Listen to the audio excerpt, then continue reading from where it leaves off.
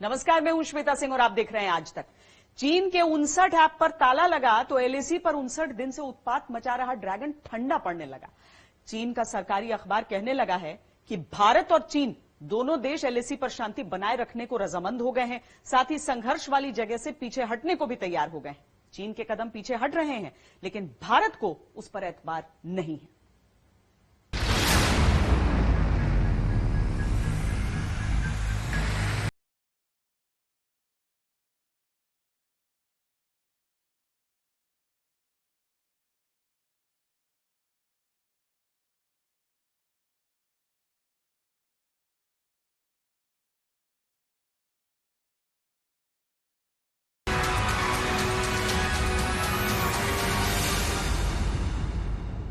उनसठ दिन बाद चीन के कदम क्यों पीछे हटने लगे?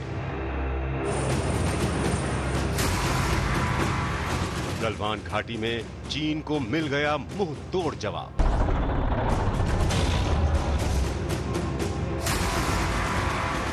अब पीछे हटने की दुहाई देने लगी चीन की फौज।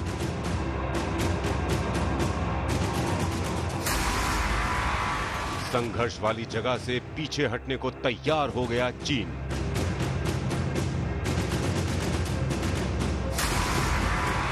उनसठ ऐप मिटाए तो 59 दिन का गतिरोध खत्म। इन सारे सवालों का उत्तर जानने के लिए चीन सरकार के मुखपत्र ग्लोबल टाइम्स के पन्नों को पलट लीजिए। ग्लोबल टाइम्स ने लिखा है कि भारत और चीन एलएसी पर तनाव कम करने पर सहमत हो गए। दोनों देशों में चरणबद्ध तरीके से सैनिकों को हटाने पर सहमति बन गई। भारत और चीन एलएसी पर स्थिति को शांतिपूर्ण बनाने के लिए प्रभावी उपाय करेंगे। चीन के तेवर में यह नरमी तब आई है जब हिंदुस्तान ने तय कर लिया कि चीन को न सिर्फ सरहद पर करारा जवाब मिल रहा है, बल्कि हिंदुस्तान ने उस पर डिजिटल स्ट्राइक कर दी। भारत के लोगों की सुरक्षा के लिए भारत डिजिटल स्ट्राइक करना भी जानता है। यह है भारत का संकल्प और साहस। चीन के 59 ऐप ही नहीं उड़ाए गए, बल्कि प्रधानमंत्री नरेंद्र मोदी ने भी चीनी सोशल मीडिया से हटने का फैसला कर लिया। हिंदुस्तान के सख्त तेवर से चीन घबराया हुआ है।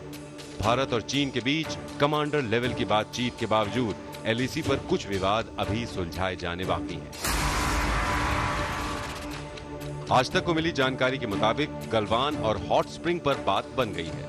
वहां 15 जून को हुए संघर्ष वाले इलाके से पीछे हटने पर रजामंदी हो गई है, लेकिन पेंगोंग झील का इलाका और उसके दक्षिण तरफ फिंगर 4 से 8 तक तनाव और टकराव बना हुआ है। 30 जून को एलएसी के पास चुशूल में दोनों देशों में बातचीत हुई।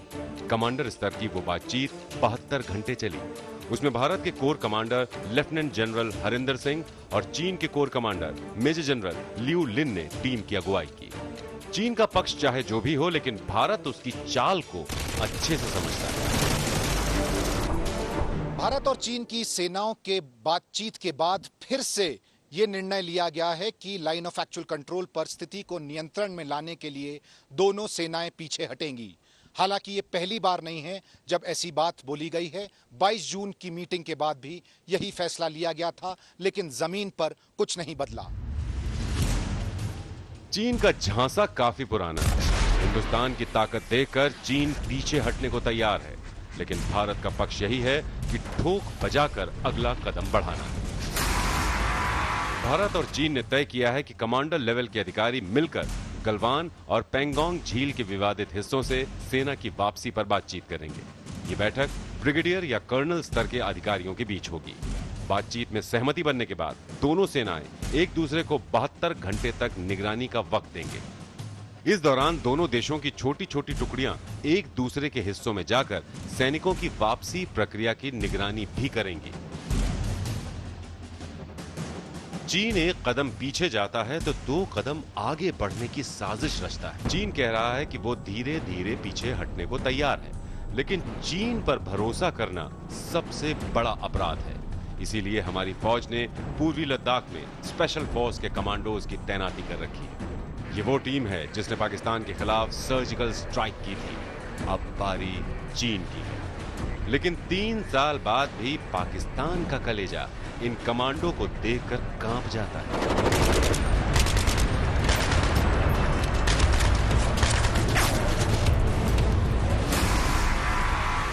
शुक्रवार को आर्मी चीफ के सामने पैरा जंप करेंगे स्पेशल फोर्स के कमांडो। पैरा जंप में शामिल हो सकते हैं 600 से भी ज्यादा कमांडो। C-130 और IL-76 एयरक्राफ्ट से करेंगे जंप। स्पेशल कमांडो की ये जंपिंग ऐसी है कि पाकिस्तान का कलेजा डर से उछल रहा होगा। ऐसे ही पाकिस्तान नहीं कह रहा है कि गिलगिट बाल्टिस्तान में उसने कोई भी अतिरिक्त तैनाती नहीं की है। मौजूदा हालात में चीन जैसी चालाक सेना पर कतई भरोसा नहीं किया जा सकता और इसीलिए पूर्वी लद्दाख के अलग अलग इलाकों में भारतीय सेना के स्पेशल फोर्स के कमांडोज को तैनात किया जा रहा है। अपनी मारक क्षमता की वजह से ये दुनिया के बेहतरीन सैनिक माने जाते हैं। कई मौकों पर इन्होंने दुश्मन को चौंकाया है। सर्जिकल स्ट्राइक के दौरान पाकिस्तान के कब्जे वाले कश्मीर में घुसकर स्पेशल फोर्स के कमांडोज ने कई आतंकी कैंपों को निस्ते नाबूद किया और अब पूर्वी लद्दाख के अलग अलग इलाकों में तैनात होकर ये चीन को उसी की भाषा में जवाब देंगे। वैसे तो पाकिस्तान की सरकार ने अपनी सेना को चीन के हाथों पहले ही से ही सौंप रखा है, लेकिन चीन पाकिस्तान दोनों की सैनिक और आतंकी चाल हिंदुस्तान की मजबूत सैनिक ढाल के आगे कहीं टिकती नहीं है। दिल्ली में मंजीत नेगी के साथ अभिषेक भल्ला, लेह आज तक। भारत ने चीन पर डिजिटल स्ट्राइक की तो चीन की फौजी ताकत ढीली पड़ने लगी। चीनी राष्ट्रपति शी जिनपिंग लद्दाख में LAC पर अपनी ताकत दिखा रहे थे। इधर प्रधानमंत्री नरेंद्र मोदी ने उनको आर्थिक चक्रव्यूह में घेर लिया। अब आलम यह है कि चीन को एक झटके में लाखों करोड़ की चपत लग सकती है।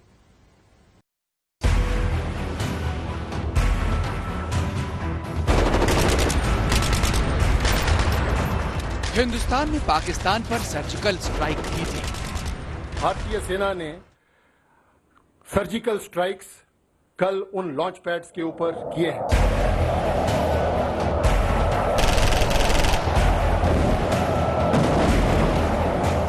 हिंदुस्तान ने पाकिस्तान पर एयर स्ट्राइक की थी। India struck the biggest training camp of the Jaish-e-Mohammed in Balakot.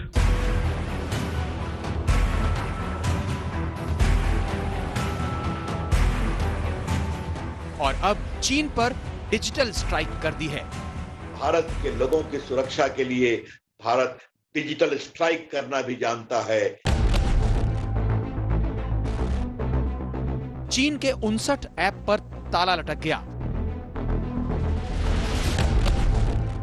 TikTok पर भी लॉक लग गया और इससे चीन की अर्थव्यवस्था लड़खड़ाने लगी है। चीन को अपना भविष्य संकट में दिखने लगा है।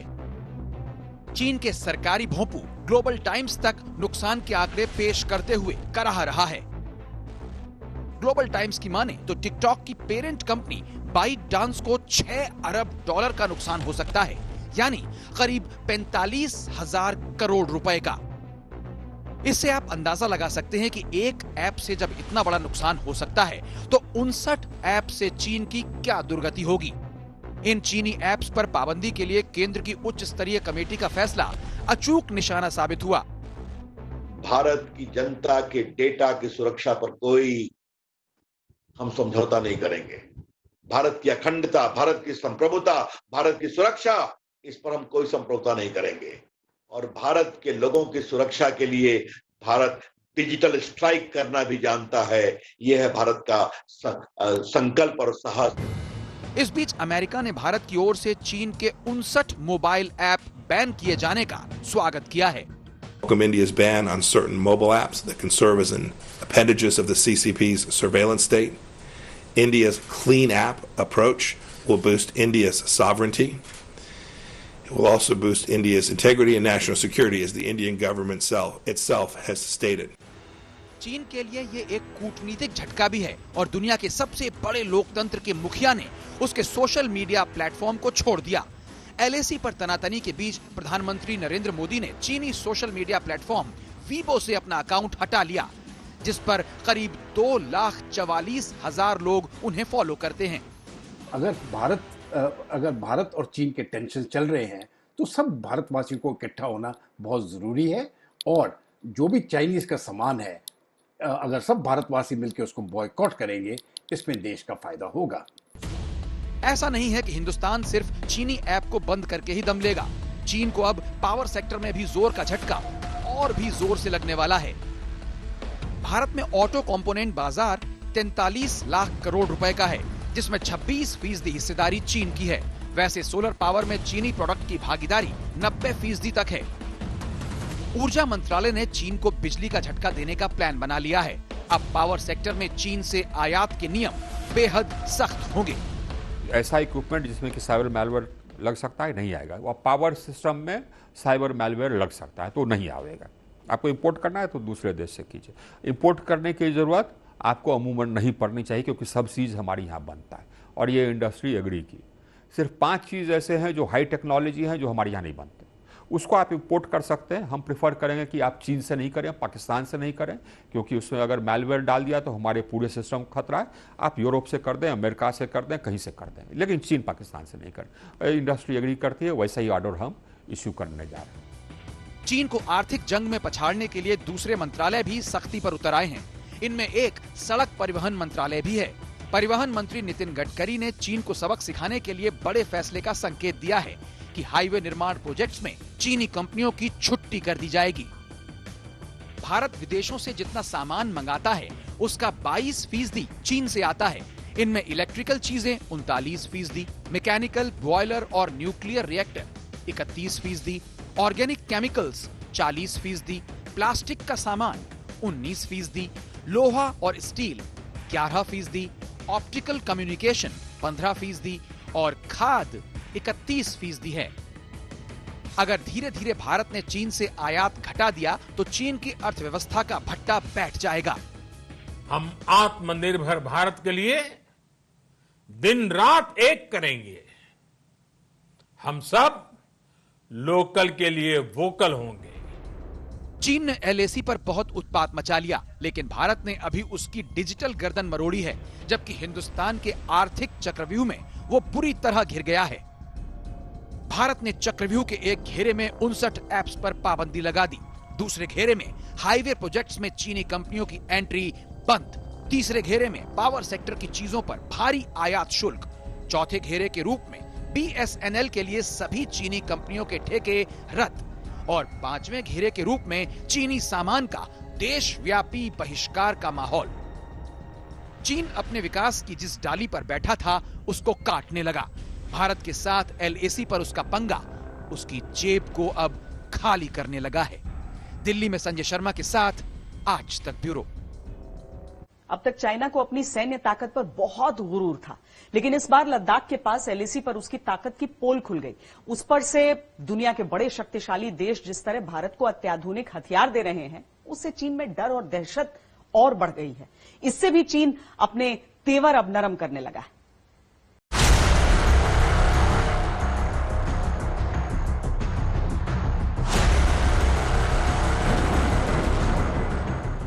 रफेल, स्पाइस बम, M777 हॉवित्जर तोप, S-400 डिफेंस सिस्टम। इन हथियारों की दहाड़ एलएसी के पार चीन की पीपुल्स लिबरेशन आर्मी तक पहुंच रही होगी। ये हिंदुस्तान के वो ब्रह्मास्त्र हैं जिनकी मारक क्षमता से चीन सहमा हुआ है। कोरोना के कारण थोड़ी देरी हो गई, लेकिन इस महीने की 27 तारीख को 4 रफेल विमान हिंदुस्तान में होंगे। ये लड़ाकू विमान 500 किलोमीटर की रेंज वाली क्रूज मिसाइल और 150 किलोमीटर तक मार करने वाली मिटियोर मिसाइल से लैस होंगे। आसानी से पकड़ में न आने वाली अचूक मिसाइलों से लैस इस विमान की कोई काट चीन के पास नहीं है। भारत और फ्रांस की दोस्ती के कारण इस लड़ाकू विमान का जल्दी आना चीन के लिए खतरे की घंटी बजाता है। कोरोना से फ्रांस भी प्रभावित है, बट नेचुरल है कि कुछ ऐसे कारण थे जिन कारणों से विलंब हुआ था। और हमारा भी यहाँ पर अंबाला में जो इंफ्रास्ट्रक्चर तैयार होना चाहिए था उसके लिए, उसमें भी थोड़ा सा समय लग रहा था। मैं समझता हूं कि जुलाई के अंत तक रफेल भारत की धरती पर होगा। दरअसल चीन की साजिश के खिलाफ हिंदुस्तान को ताकत कई देशों से मिल रही है। फ्रांस से रफेल लड़ाकू विमान आ रहा है, तो इजराइल में बने स्पाइस 2000 बम के गोले हिंदुस्तान खरीदने जा रहा है, जो पिछले साल पाकिस्तान में एयर स्ट्राइक में इस्तेमाल हुए हैं। अमेरिका से होवित्जर तोप से लंबी दूरी तक मार करने और अचूक निशाना वाले गोले खरीद रहा है। रूस ने एंटी मिसाइल सिस्टम S-400 जल्द ही देने का वायदा किया है, जो सतह से हवा में मार करने वाली अचूक व्यवस्था का नाम है। साथ ही 33 फाइटर जेट भी रूस देगा। यही वजह है कि चीन ने रूस पर हथियार न देने का दबाव बनाया, लेकिन एक तो रक्षा मंत्री राजनाथ सिंह ने रूस जाकर दोस्ती को नई ताकत दी, और दूसरे अब प्रधानमंत्री नरेंद्र मोदी ने रूसी राष्ट्रपति व्लादिमीर पुतिन को फोन घुमा दिया। वैसे तो पुतिन को 2036 तक रूस के राष्ट्रपति बने रहने के लिए बधाई दी, लेकिन सबसे पहले बधाई देकर रिश्तों को इतना मजबूत कर लिया कि चीन पछताता रह गया। इस बीच रक्षा अधिग्रहण परिषद ने एक बड़ा फैसला कर लिया है। रक्षा मंत्री राजनाथ सिंह की अगुवाई वाली बैठक में 21 MiG-29 और 12 सुखोई यानी Su-30 MKI लड़ाकू विमानों की खरीद के प्रस्ताव को मंजूरी दे दी गई। साथ ही 59 MiG-21 लड़ाकू विमानों के अपग्रेडेशन की भी मंजूरी दी गई है। कुल मिलाकर 38,900 करोड़ रुपए की खरीद को मंजूरी दी गई है। एक तरफ हथियारों पर काम चल रहा है, तो दूसरी तरफ चीन से मिल रही चुनौतियों का सामना करने के लिए LAC पर टैंक और आर्म्ड रेजिमेंट्स की तैनाती कर दी गई है। 2 अतिरिक्त इन्फेंट्री डिवीजन वहां लगाए गए हैं, जहां एक डिवीजन में 10 से 12,000 तक सैनिक होते हैं। उनकी हेवियर डिप्लॉयमेंट है, हमारी भी हेवियर डिप्लॉयमेंट है। ये जो प्लान्स जो भी हमारे होते हैं, इंडियन आर्मी के जो होते हैं ऐसे सिचुएशंस में, कॉन्टिजेंसी प्लान्स बोलते हैं हम इनको, और इन कॉन्टिजेंसी प्लान्स के अनुसार जो फॉरवर्ड डिप्लॉयमेंट है वो हमारे फोर्सेस ने ऑलरेडी किया होगा और करा भी हुआ है वहाँ पे, चाहे वो एयरफोर्स की डिप्लॉयमेंट हो, चाहे वो टैंक्स की डिप्लॉयमेंट हो, और चाहे वो इन्फेंट्री की डिप्लॉयमेंट हो। कंप्लीट जो है फॉरवर्ड डिप्लॉयमेंट जहाँ तक जरूरी समझा जाता है वहाँ तक जरूर किया जाएगा। अपने सरकारी अखबार में चीन चाहे कुछ भी लिखे, लेकिन चीन की चालबाजी और LAC पर बनते बिगड़ते हालात को जानने वाले रक्षा विशेषज्ञ यही मानते हैं कि जब तक सर्दियां नहीं आती तब तक हालात बदलने के आसार नहीं दिखते। लेह में अभिषेक भल्ला के साथ मंजीत नेगी, दिल्ली आज तक। चीन आज बातचीत और दोस्ती की बात कर रहा है, लेकिन चीन उस देश का नाम है जिस पर सपने में भी विश्वास नहीं करना चाहिए। उसकी गंदी चाल गलवान घाटी और पेंगोंग त्सो तक ही नहीं, पूरब में अरुणाचल प्रदेश की सीमा तक चल रही है। LAC पर हर जगह वो साजिश रच रहा है जिसमें नया ठिकाना अरुणाचल की सीमा है।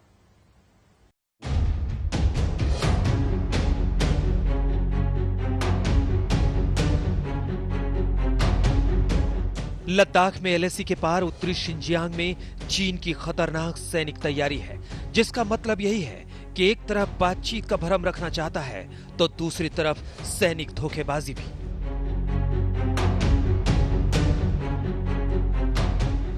LAC पर 2 डिवीजनों के 20,000 सैनिकों के अतिरिक्त उत्तरी शिनजियांग में भी 10,000 सैनिकों की एक अतिरिक्त डिवीजन लगा रखी है, जिनको 48 घंटों के भीतर भारतीय पोजीशंस के आमने सामने लाए जा सकते हैं। अब आप चीन के धोखे का पूरा नक्शा देख लीजिए। लद्दाख में गलवान से लेकर सिक्किम के पास डोकलाम और अरुणाचल प्रदेश में निंगची तक चीन सैनिक चाल और तैयारी में जुटा है। अरुणाचल सीमा पर भी चीन की साजिश की पोल खुल गई है। सैटेलाइट तस्वीरों से पता चलता है कि चीन ने निंगची और उसके आसपास के इलाकों में न सिर्फ बड़े निर्माण किए, बल्कि 2 बड़ी हथियार ब्रिगेड भी तैनात की है। तस्वीरों में दिखता है कि चीन न केवल हेलीपोर्ट्स, रेलवे और नई हाई स्पीड सड़क का निर्माण कर रहा है, बल्कि चीन ने सेना के लिए रडार कवरेज और दूसरे इंफ्रास्ट्रक्चर भी खड़ा किया है। पूर्वी लद्दाख में बढ़ते सैन्य तनाव के बीच भले ही चीनी सेना बातचीत की बात कर रही हो, लेकिन दूसरी तरफ अरुणाचल में वो अपना लगातार सैन्य जमावड़ा बढ़ा रही है।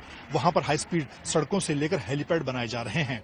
ऐसे में भारतीय सेना भी चीनी सेना की कथनी और करनी पर कड़ी नजर बनाए हुए है और साथ ही अपनी तैयारियों को चाक चौबंद कर रही है। इसीलिए भारतीय सेना के स्पेशल फोर्स के कमांडोज को भी लेह में उतारा जा रहा है। अगर 20 साल की सैटेलाइट तस्वीरों को देखें तो पता चलता है कि निंगची एयरपोर्ट 2004 में शुरू होकर जुलाई 2006 में पूरा हुआ। 3 किलोमीटर की एयर ट्रिप वाला छोटा एयरपोर्ट ब्रह्मपुत्र नदी के किनारे स्थित है और भारतीय सीमा से मुश्किल से 15 किलोमीटर दूर है। जबकि ताजा तस्वीरें बता रही हैं कि चीन अब अरुणाचल प्रदेश के पास एक और हवाई पट्टी बना रहा है, जिसकी लेवलिंग और ग्रेडिंग भी शुरू हो गई है। एयर स्ट्रिप के पूर्वी कोने में पहाड़ों में 150 मीटर गुणे 300 मीटर वर्ग क्षेत्र को साफ कर दिया गया है। यहां चीन एयर डिफेंस सिस्टम तैनात कर सकता है। इतना ही नहीं, चीन निंगची से लहासा तक रेलवे का जाल भी बिछा रहा है।